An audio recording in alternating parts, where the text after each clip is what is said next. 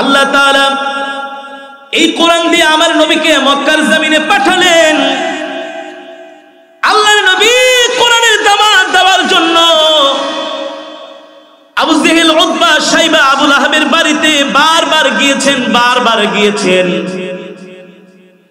আল্লাহর নবীকে আবু জেহেল, আবু লাহাব, উতবা, শাইবারা নবী হিসাবে মানতে চায় না।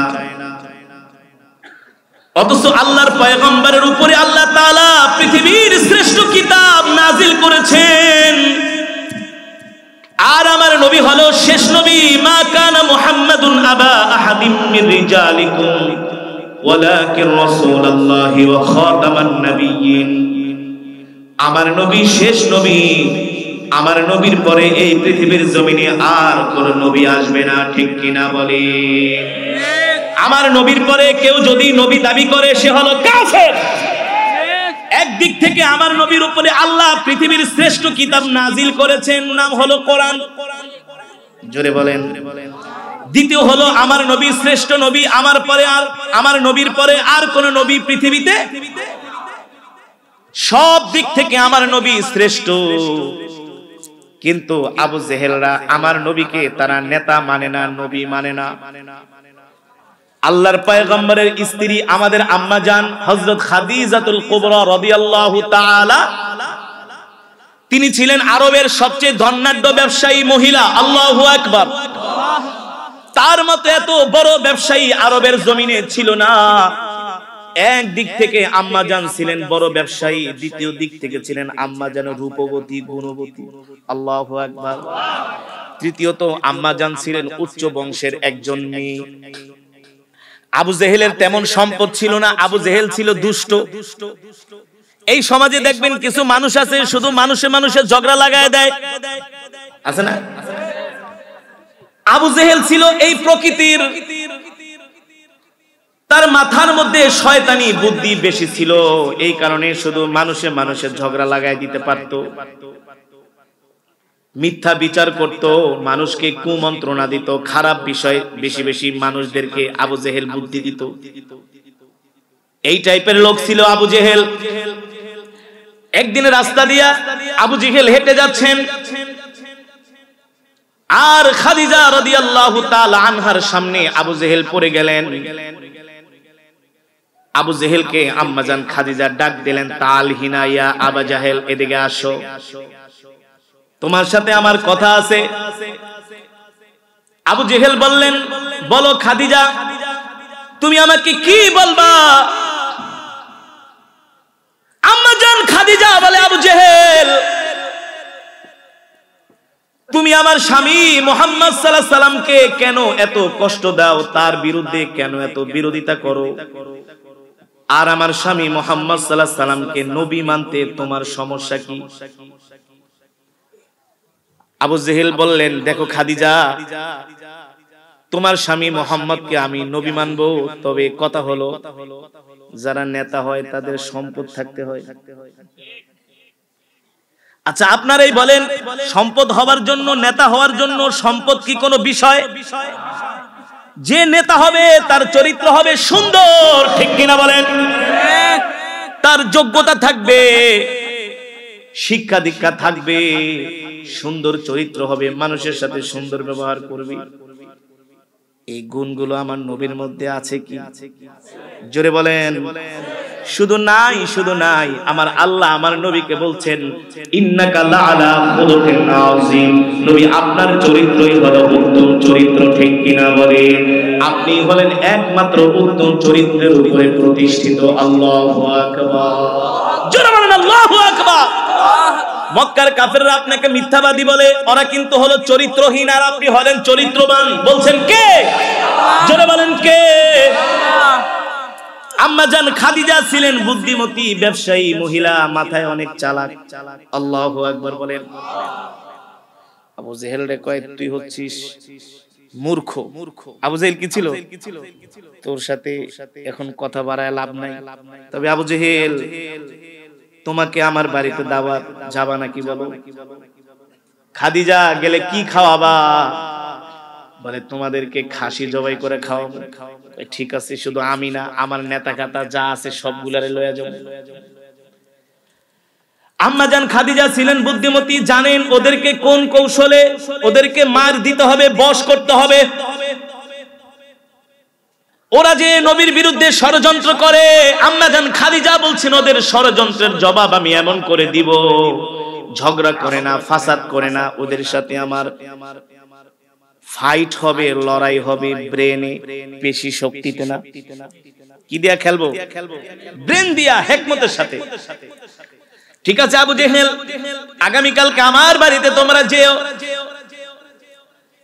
আবু জেহেল তার নেতাদেরকে দাওয়াত দিল, শুনছো তোমাদের জন্য একটা সারপ্রাইজ আছে, খুশির খবর। বলে আবু জেহেল কি খুশির খবর? বলে আরে আমি যে কত চালাক তোমরা তো জানো না। বলে নেতা কি হইছে বলেন? কয় মুহাম্মদের বিরুদ্ধে বদনাম কইতে যায়া খাদিজা আমাদের দলে চলে আসছে। দলে চলে আসছে মানে? বলে বিশ্বাস করো না, আগামী কালকে খাদিজা আমাদেরকে দাওয়াত দিছে তার বাড়িতে। দাওয়াত দিছে, বোঝো না মুহাম্মদের বিরুদ্ধে আমি নিয়েছি খাদিজারে ভাগায় ভুগায় আমাদের দলে নিয়ে আসছে, চিন্তা করো না।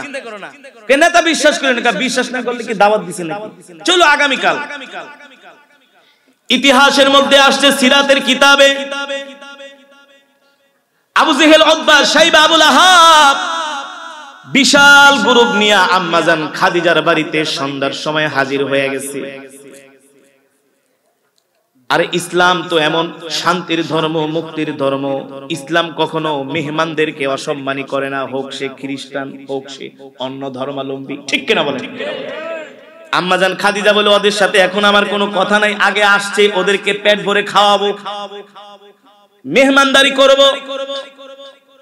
আম্মাজান খাদিজা তার চাকর বাকর দিয়া বললে মেহমানদেরকে ভালো করে খাওয়াও, জনমের খাওয়ান খাওয়াও। এমন খাওয়া খেলো আবু জেহেলরা, ওর নেতা খাতারা খেয়ে একেবারে পেট পুরে ফেলেছে। খাওয়া দাওয়ার পরে আবু জেহেল বলে খাদিজা খুব ভালো খাওয়াইছো, তোমার আপ্যায়নে আমরা মুগ্ধ, আমরা খুশি। খাদিজা তাহলে চলে যাই, আবার কোনদিন দাওয়াত দিলে আবার আসবো। আম্মাজান খাদিজা কয় খেলা তো এখনো শুরু হয় নাই, আগে বসো। খাদিজা আবার কি কথা বলে, আরে খেয়েছো, মেহমানের বাড়িতে আসছো, তোমরা মেহমান, মেজবানের কিছু কথা কি শুনবা না? আম্মাজান খাদিজা সবাইকে চেয়ার দিছে বসার জন্য, সবাই গোল হয়ে বসছে। আম্মাজান খাদিজা রাদিয়াল্লাহু তাআলা আনহা বলে, আবু জেহেল তোমার কাছে আমার প্রশ্ন, এখানে তোমরা সব মক্কার নেতাগুলো আছো, তোমাদের কাছে আমার প্রশ্ন, আচ্ছা বলো আবু জেহেল, তোমরা আমার স্বামী মুহাম্মদকে কেন নবী মানো না, নেতা মানো না? আবু জেহেল বলে তোমার স্বামীর তো মুহাম্মদের সম্পদ নাই, এই কারণে আমরা নেতা মানি না। আচ্ছা আবু জেহেল, নেতা হওয়ার জন্য কি সম্পদ বিষয়, নাকি নেতা হওয়ার জন্য তার সুন্দর ব্যবহার, আখলাক, চরিত্র দরকার, নাকি শিক্ষা যোগ্যতা দরকার? আবু জেহেল চুপ করে আছে। আম্মাজান খাদিজা বলে, আবু জেহেল আপনাকে আমি একটা প্রশ্ন করি, আচ্ছা বলেন আপনি সুন্দর নাকি আমার স্বামী মুহাম্মদ সাল্লাল্লাহু আলাইহি সাল্লাম সুন্দর? সুবহানাল্লাহ বলবেন না? আচ্ছা বলেন আমার নবীর চাইতে এত সুন্দর পৃথিবীতে কেউ আসছে, আসবে? পৃথিবীর যত সৌন্দর্য সব আল্লাহ তাআলা আমার নবীকে দান করেছেন, ঠিক কিনা বলেন? আমার নবী এত সুন্দর, কেমন সুন্দর? রাহমাতুল লিল আলামিন বলেন, আমার ভাই ইউসুফকে আল্লাহ তাআলা সাদা সুন্দর বানাইছে, আর আল্লাহ আমাকে লাল সুন্দর বানিয়েছে। আমরা যখন মিশরে পড়াশোনা করতাম, বাংলাদেশ থেকে যখন মিশরে যাইতাম, এয়ারপোর্ট থেকে বিমানে উঠতাম, দুবাই যে অথবা কাতার যে নামতাম, ওখান থেকে মিশরের বিমানে উঠতাম। ওই বিমানের মধ্যে যদি 500 যাত্রী থাকে আর 500-র মধ্যে যদি 2 জন বাঙালি থাকে, ওই 2 জনকে খুঁজে বের করা যাবে। কেন? তার কারণ হলো তারা 500ই হলো এক কালার, সবার চেহারা সুন্দর, কথা কানা, লম্বা চূড়া, ইয়া বডি ফিটনেস, আর আমি বাঙালি হইলাম কালো। তাহলে খুঁজে বের করা যাবে কি যাবে না? জোরে বলেন, যাবে কি যাবে না? মিশরের মানুষ এত সুন্দর হওয়ার কারণ হলো পয়গম্বর ইউসুফ আলাইহিস সালাম ছিলেন এই পৃথিবীর জমিনে আল্লাহর নবীর পরে সুন্দর। সুবহানাল্লাহ বলেন। এই কারণে আম্মা জান আয়েশা রাদিয়াল্লাহু তাআলা আনহা বলেছেন, মিশরের রমণীরা পয়গম্বর ইউসুফের চেহারা দেখে আপেল কাটতে যে আঙ্গুল কেটে ফেলেছে, রক্ত বের করে ফেলেছে। আর আমার স্বামী মুহাম্মদ সাল্লাল্লাহু আলাইহি সাল্লামকে যদি মিশরের রমণীরা দেখতো, শুধু আঙ্গুল না, আপেল না, কলিজা পর্যন্ত কেটে ফেলতো, তারপরও আমার স্বামী মুহাম্মদ সাল্লাল্লাহু আলাইহি সাল্লামের চেহারা থেকে নজর ফিরাতে পারতো না। কেমন সুন্দর ছিলেন আমার নবী। আল্লাহু আকবার, আরো জোরে বলেন আল্লাহু আকবার। আম্মা জান খাদিজা বলে, আবু জেহেল বলো তুমি সুন্দর নাকি আমার স্বামী সুন্দর? মক্কার নেতারা এক বাক্যে স্বীকার দিল, খাদিজা তোমার বাড়িতে খায়া নিমক হারামি করব না। সত্য কোনদিন গোপন গোপন। মক্কার নেতারা বললে, আরে কি আবু জাহেল ঠাবু জাহেল, তোমার স্বামী মোহাম্মদের মতো এত সুন্দর মক্কার জমিনে কোন যুবক নাই, নাই, আসবেও না, ঠিক কিনা বলেন? আচ্ছা ঠিক আছে বুঝলাম, তাহলে বলো আমার স্বামীর চরিত্র। একজন আরেকজনকে খোঁচা দেখে, এটা তো আবু জেহেল, এটা তো ছেসরা। এটা কি মানুষের টাকা নিলে আর দেয় না, খালি ঘুরায়, আছে না? মানুষের টাকা হাওলাত নেই, দেয় না। আবু জেহেলের স্বভাব। নবীজির কাছে যে বিচার দিত, মোহাম্মদ টাকা দেয় না, ভাতিজা একটু বিচার করে দাও। আল্লাহ নবী খালি ডাক দিয়েছে, এই আবু জেহেল বাইরা, টাকা নিছস, দেস না কেন? আবু জেহেল কয়, মোহাম্মদের ধমক শুনে আমার পালপিটেশন গরম হয়ে গেছে। ঠিক আছে ভাতিজা, ভাতিজা দিয়া দিতেছি। চুরি ছেসরামি সব স্বভাব আবু জেহেলের মধ্যে। একজন আরেকজনকে খোঁচা দেয়, খাদিজা তো ঠিকই বলছে, ভাতিজা মোহাম্মদের চরিত্রের মতো এত সুন্দর চরিত্রবান মানুষ মক্কার জমিনে নাই আর কোনদিন। তাহলে নেতা হওয়ার যোগ্যতা নবীজির মধ্যে। আচ্ছা আবু জেহেল বলেন, আপনি শিক্ষিত নাকি মোহাম্মদ শিক্ষিত? সুবহানাল্লাহ বলেন। পৃথিবীর সব জ্ঞান, সব ইলম আল্লাহ তাআলা আমার নবীকে দান করছেন। এক কথায় আল্লাহ বলছেন, ওয়ামা আরসালনাকা ইল্লা রাহমাতাল লিল আলামিন, আমার নবী হলো সমগ্র বিশ্বের জন্য রহমত। আম্মা জান খাদিজা ডাক দিয়া বলে, আবু জেহেল তোমার বংশ মর্যাদা বড় নাকি আমার স্বামী মুহাম্মাদের বংশ মর্যাদা বড়? আল্লাহু আকবার। মক্কার সব ছোট ছোট নেতাগুলো বলে, খাদিজা বলো কি মুহাম্মাদের দাদা আব্দুল মুত্তালিব হলো জমজম কূপের মুতাওয়াল্লি, বাইতুল্লাহর মুতাওয়াল্লি। আল্লাহু আকবার। আল্লাহর পয়গম্বরের দাদা আব্দুল মুত্তালিব ছিলেন জমজম কূপের মালিক। আল্লাহু আকবার। বাইতুল্লাহর মুতাওয়াল্লি। পৃথিবীর সবচেয়ে উচ্চ বংশের ছিলেন আমার নবী, ঠিক কিনা বংশ? তাহলে আমার স্বামীকে তোমাদের নবী মানতে, নেতা মানতে কি সমস্যা? এই সমাজে দেখবেন কিছু মানুষ আছে আলেমদেরকে দেখতে পারে না, খালি ছোট সুতা খুঁজে, এই হুজুরের এই দোষ সেই দোষ, আছে না? আবু জেহেল কয়, তোমার স্বামীর তো সম্পদ নাই, কি নাই? নেতা হইলে তো মাল দরকার। আম্মা জান খাদিজা বলে, আবু জেহেল রে, সম্পদ আমার বেশি না তোমার বেশি? কে বলছেন? আম্মা জান খাদিজা রাদিয়াল্লাহু তাআলা আনহা বলেন, এ আবু জেহেল, সম্পদ তোমার বেশি না আমার বেশি? না তোমাদের এখানে যারা আছে আমার চেয়ে কি তোমরা সম্পদশালী? ইতিহাসের মধ্যে আসছে আম্মা জান খাদিজা যখন আল্লাহ নবীকে বিবাহ করেন তখন তিনি কম হলেও 40 মুন স্বর্ণের মালিক। কোন কোন বর্ণনায় আসছে আরো বেশি। আবু জেহেল কয়, খাদিজা শুধু লজ্জা দিও না, খাওয়ায় ঠাওয়ায়। আবু জেহেলের নেতারা বলে, খাদিজা কি বলো, কি বলো? তুমি আরবের ধনাঢ্য ব্যবসায়ী মহিলা, আরে তোমার ধারে কাছে আমরা কোনোদিন আসতে পারবো না, এইভাবে লজ্জা দিও না খাদিজা। বাড়িতে দাওয়াত দিয়া এনে আম্মাজান খাদিজা বলে, তোমাদেরকে আমি লজ্জা দিচ্ছি না, যেটা সত্য সেটা বলো। এতদিন বলছো আমার স্বামীর সব ঠিক আছে কিন্তু সম্পদ নাই, এই কারণে তাকে নেতা মানো না, নবী মানো না। তাহলে আজকে আমি এই মজমা থেকে তোমাদের সামনে ঘোষণা দিলাম, আমার খাদিজার যত সম্পদ আছে সব আমি আমার স্বামী মুহাম্মদকে লেখা দিলাম।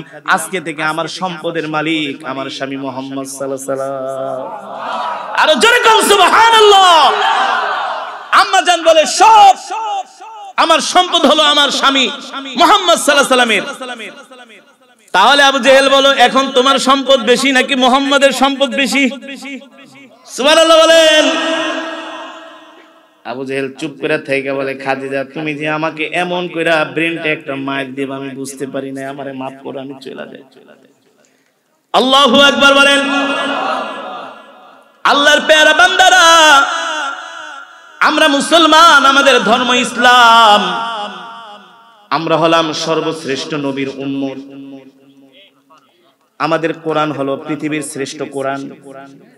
আমরা যেই বাইতুল্লাহর দিকে নামাজ পড়ি কিবলা করে, বাইতুল্লাহ হলো পৃথিবীর সর্বশ্রেষ্ঠ ঘর। আমার নবী যেখানে শুয়ে আছেন মদিনাতুল মুনাওয়ারা, মদিনা হলো পৃথিবীর সবচেয়ে শান্তির জায়গা। বিশ্বাস করেন না? এই কিছুদিন আগে আমেরিকার একদল বিজ্ঞানী, পরিবেশ বিজ্ঞানী, তারা গবেষণা করেছে যে পৃথিবীর জমিনে সবচেয়ে নিরাপদ শহর কোনটা, শান্তির শহর কোনটা। তারা গবেষণা করে একথা লিখতে বাধ্য হয়েছে যে পৃথিবীর সবচেয়ে নিরাপদ শান্তির শহর হলো মদিনাতুল মুনাওয়ারা। আল্লাহু আকবার, আল্লাহু আকবার, আল্লাহু আকবার। মুসলমান, একদিক থেকে আমাদের কোরআন শ্রেষ্ঠ কোরআন, আমরা হলাম শ্রেষ্ঠ নবীর উম্মত, আমাদের বাইতুল্লাহ হলো পৃথিবীর শ্রেষ্ঠ ঘর, ঠিক কিনা বলেন? আর মদিনা হলো পৃথিবীর সবচেয়ে শান্তির শহর, নিরাপত্তার শহর, নিরাপদের শহর। তাহলে সব দিক থেকে আমরা মুসলমান নাম্বার ওয়ান, সব দিক থেকে আমরা মুসলমান নাম্বার ওয়ান। আল্লাহ আমাদের এত নিয়ামত দিয়েছেন বিনা দরখাস্তে, বিনা দরখাস্তে। কিন্তু আমরা মুসলমান, আমাদের চরিত্র এখন এমন খারাপ হয়ে গেছে, দুনিয়ার যত চুরি ছেঁচড়ামি সব আমরা করি, মিথ্যা কথার গোডাউন নিয়ে আমরা বসে থাকি, ঠিক কিনা বলেন? এ কারণে সব ছেড়ে দিতে হবে, মিথ্যা কথা, চুরি, জিনা, ব্যভিচার সব ছেড়ে দিতে হবে। লাকাদ কানা লাকুম ফি রাসূলিল্লাহি উসওয়াতুন হাসানাহ। আল্লাহর নবীর আদর্শ, আল্লাহর নবীর চরিত্র আমাদের গ্রহণ করতে হবে। ঠিক বলবো, আমরা এক মুসলমান আরেক মুসলমানের বিপদে এগিয়ে আসব, ঠিক কিনা বলেন? কিন্তু এখন আমরা তো এমন হয়ে গেছি, একজন মুসলমান যদি অশোকে ঘরের ভিতরে পড়েও থাকে আমরা তাকে দেখতে যাই না। আমরা এক মুসলমান আর এক মুসলমানের বিপদে আসি না। আরে মুসলমান মুসলমান ভাই বাদ দিলাম, আপন ভাই আপন ভাইয়ের সাথে সম্পর্ক নাই, আছে না? আপন ভাই আপন ভাইয়ের বিরুদ্ধে মামলা দেয়, আপন ভাই আপন ভাইয়ের মাথার ভিতরে সম্পদের জন্য বাঁশ দিয়া বাড়ি মারে, ঠিক কিনা বলেন? কথাই বলে না, কথাই বলে না। মুসলমান, এগুলো নবীর আদর্শ নয়, নবীর চরিত্র নয়। আমরা এক মুসলমান আরেক মুসলমানকে দিল থেকে ভালোবাসবো, হৃদয় থেকে ভালোবাসবো। আমরা এক মুসলমান আরেক মুসলমানের বিপদে এগিয়ে যাব ইনশাআল্লাহ। যদি শুনেন আপনার কোনো ভাই অসুস্থ হয়েছে, কোনো দেরি নাই, তাকে সাহায্যের জন্য এগিয়ে যাবেন। আপনার কোনো আত্মীয় অসুস্থ, কোনো দেরি নাই, তাকে দেখার জন্য এগিয়ে যাবেন।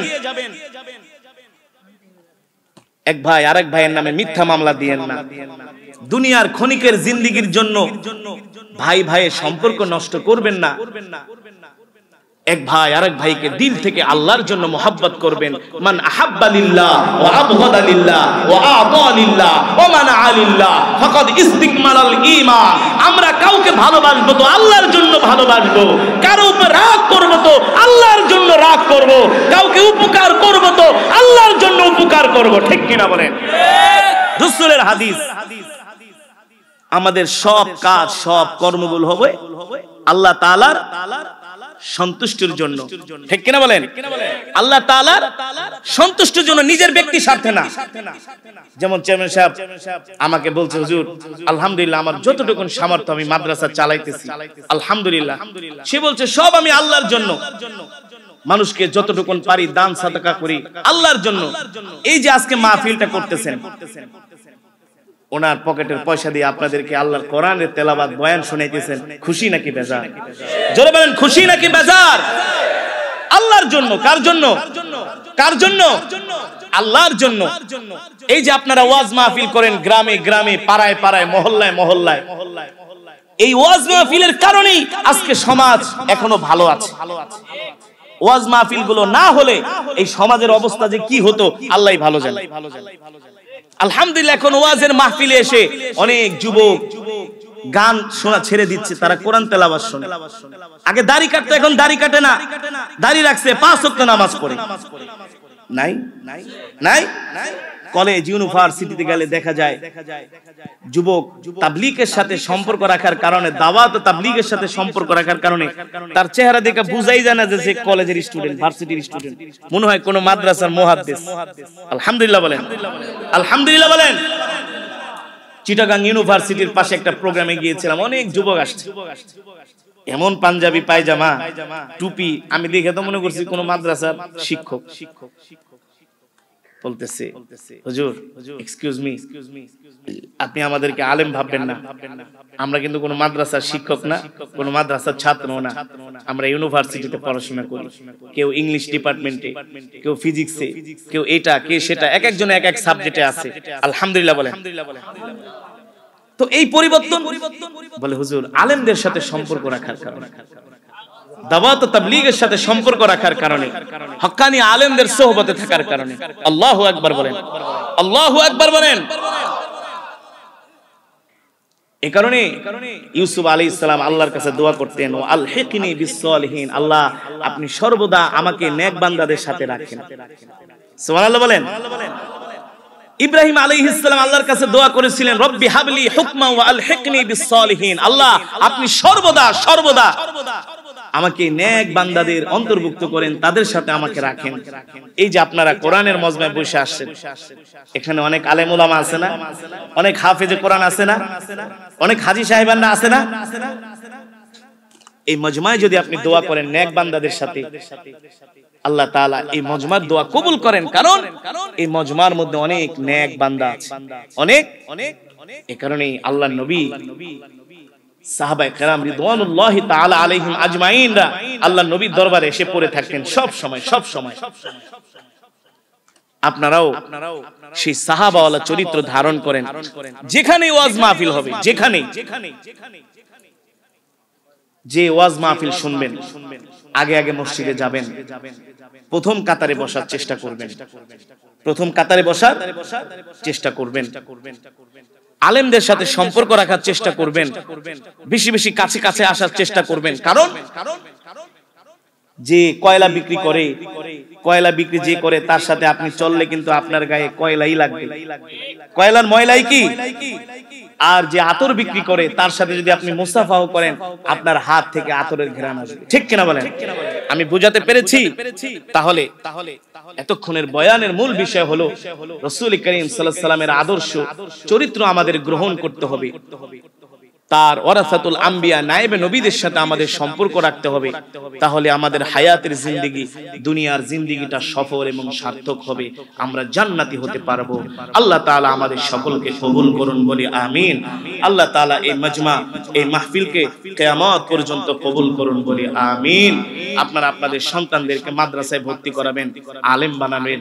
যদি মেয়ে সন্তান থাকে, মহিলা মাদ্রাসায় ভর্তি করে আলেমা বানাবেন। আজকে সমাজের অবস্থা খুবই খারাপ, ধর্মীয় শিক্ষা না থাকার কারণে আমাদের সন্তানগুলো বিপথে চলে যাচ্ছে। ঠিক কিনা বলেন? আল্লাহ তাআলা আমাদের সকলকে কবুল করুন, বলি আমিন। এই মজমাকে আল্লাহ তাআলা ভরপুর কামিয়াবি দান করুন, বলি আমিন। এই মজমার উসিলায় আল্লাহ তাআলা আমাদের সকলকে কবুল করে নিন, বলি আমিন। ربنا ظلمنا أنفسنا وإن لم تغفر لنا وترحمنا لنكونن من الخاسرين ربنا آتنا في الدنيا حسنة وفي الآخرة حسنة وقنا عذاب النار يا أول الأولين يا آخر الآخرين يا ذا القوة المتين ইয়া রাহিমাল মাসাকিন ইয়া আরহামার রাহিমিন ইয়া আরহামার রাহিমিন ইয়া আরহামার রাহিমিন ইয়া আলিয়ুন ইয়া আযীমুন ইয়া হালিমুন ইয়া কারীম। মাওলা কারীম, মেহেরবানি করে আল্লাহ আপনি আমাদের तमाम জিন্দেগীর গুনাহগুলো maaf করে দেন। মেহেরবানি করে আল্লাহ এই গভীর রজনীতে ভিক্ষুকের মতো দুইখানা হাত আপনার শাহী দরবারে উঠিয়েছি, মেহেরবানি করে तमाम জিন্দেগীর গুনাহ খাতাগুলো maaf করে দেন। আয় আল্লাহ, আজকে আমার ভাই জান্নাত সাহেব মাহফিল আয়োজন করেছে, মাহফিলকে কবুল করে নেন। এই মাহফিলের সওয়াব কোটি কোটি গুণ বাড়ায়া সর্বপ্রথম কলিজার টুকরা পেয়ারা নবীজির রওজা মুবারকে পৌঁছে দেন। পেয়ারা নবীজির পরিবার পরিজন আহলে বাইত আল্লাহ সকলের আল্লাহ পাকের হাদিয়া পৌঁছে দেন। জান্নাতুল মুআল্লা, জান্নাতুল বাকি যারা শুয়ে আছে আল্লাহ সকলের আল্লাহ পাকের হাদিয়া পৌঁছে দেন। মেহেরবানি করে বাবা আদম থেকে শুরু করি আজ পর্যন্ত যত মুমিন মুমিনা মুসলিম মুসলিমা যারা অন্ধকার কবরে শুয়ে আছে সকলের আল্লাহ পাকের হাদিয়া পৌঁছে দেন। মেহেরবানি করে মালিক আমাদের জনম দুঃখিনী আব্বা জান আম্মা জানের কবরে আযাবগুলো maaf করে দেন। আব্বা আম্মার কবরকে জান্নাতের বাগান বানায় দেন। দাদা দাদি নানা নানি আত্মীয় স্বজন পাড়া প্রতিবেশীদেরকে maaf করে দেন। মেহেরবানি করে আল্লাহ এই মজমাকে আল্লাহ আপনার সন্তুষ্টির বিনিময়ে কবুল করে নেন। এই মাহফিলকে আল্লাহ নাজাতের জারিয়া হিসাবে কবুল করে দেন। মেহেরবানি করে আল্লাহ